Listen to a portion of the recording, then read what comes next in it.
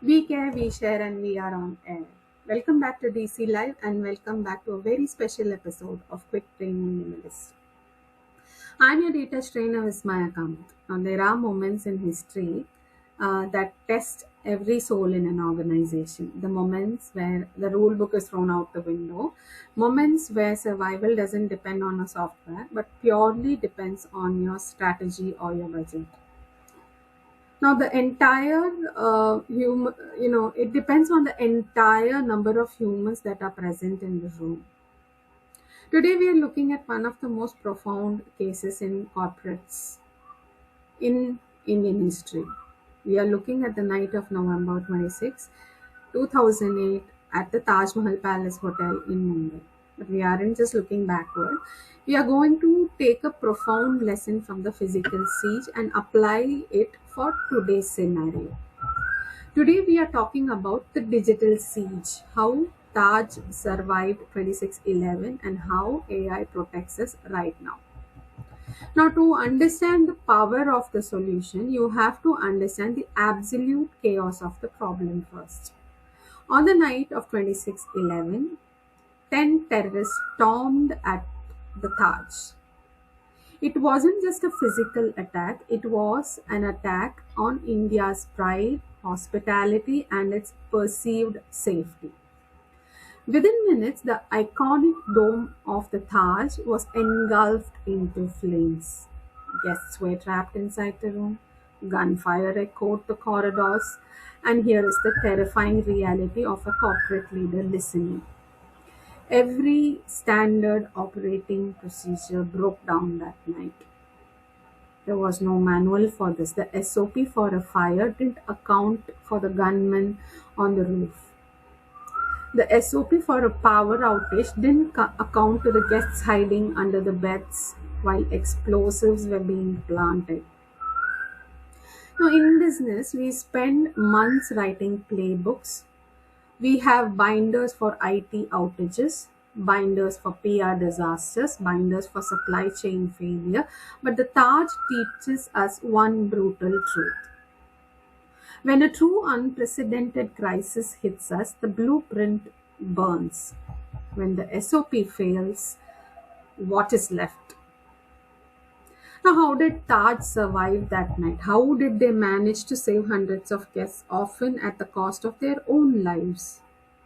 It wasn't because of a fancy crisis management software. It was because of a deeply ingrained, almost spiritual Tata culture.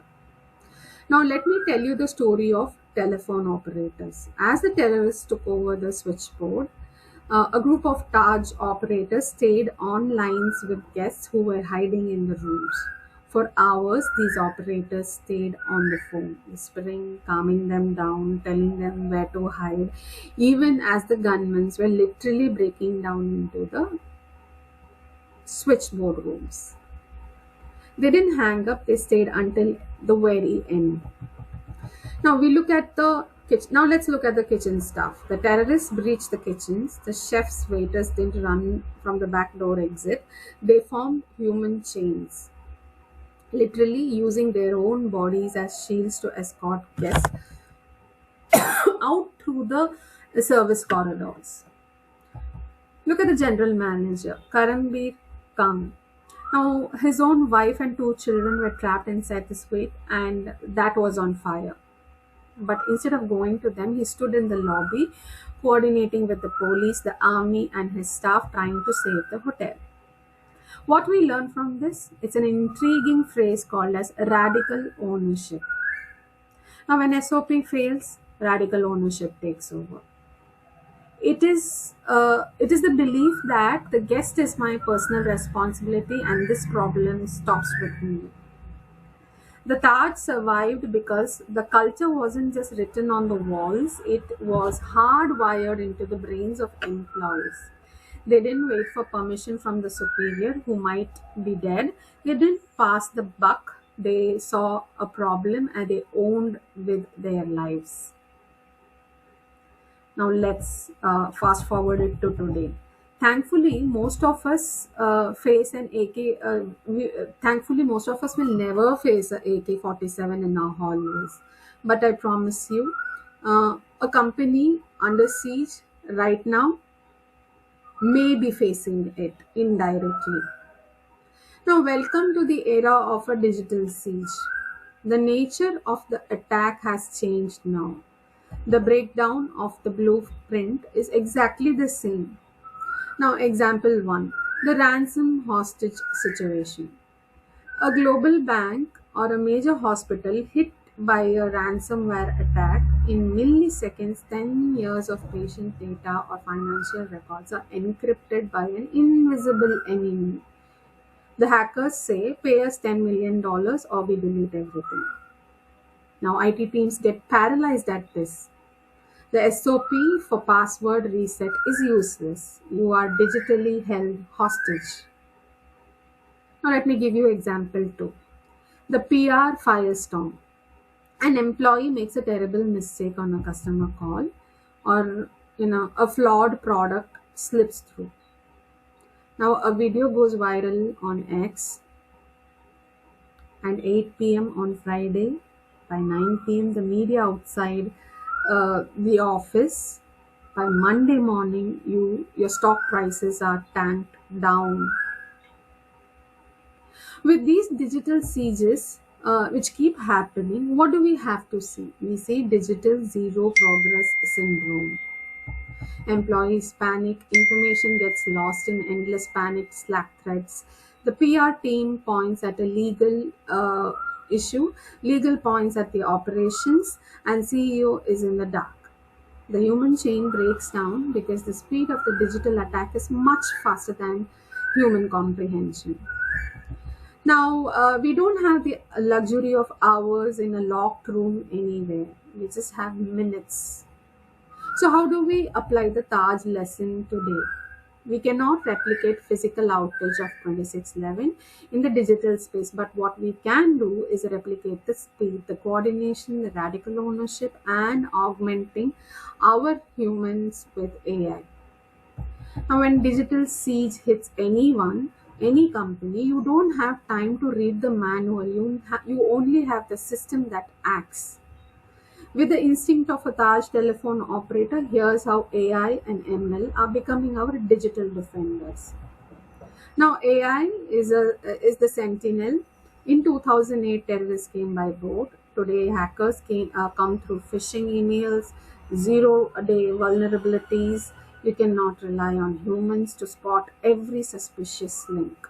Now, what AI can do is AI can fix this. Machine learning models now monitor the network traffic 24/7. They don't just look at unknown viruses, they look for anomalies. They learn what normal behavior looks like for a company. In a millisecond, an employee starts downloading gigabytes of data at 3 a.m. The AI shuts it down. It stops bleeding before the hostage even begins. Now, second, AI is a whispering operator. NLP, sentiment analysis. Remember the operators whispering to the guests to keep them calm? Now, the AI fix. Today, natural language processing, that is NLP tools, scan global social media and customer review sites in real time. Now, if a negative sentiment about your brand suddenly spikes up by 300 in a specific city, AI doesn't wait for the PR team to wake up and react to it. It instantly alerts the crisis team. A viral crisis is forming. Intervene now. It catches the digital fire before it burns the building down. Third, AI is the crisis coordinator. Now, during 2611, human heroes coordinated evacuation. During a digital crisis, humans panic, argue on Slack, WhatsApp groups, etc. Now, what's the AI fix for this? AI acts as an unbiased crisis router. Now, if a data breach occurs, the AI constantly identifies exactly which server is compromised, who has the access, and automatically revokes the permission. Now, it routes the exact actionable data to the exact people who need it, bypassing the human clutter and passing the buck mentality. What is the ultimate takeaway from our today's session here.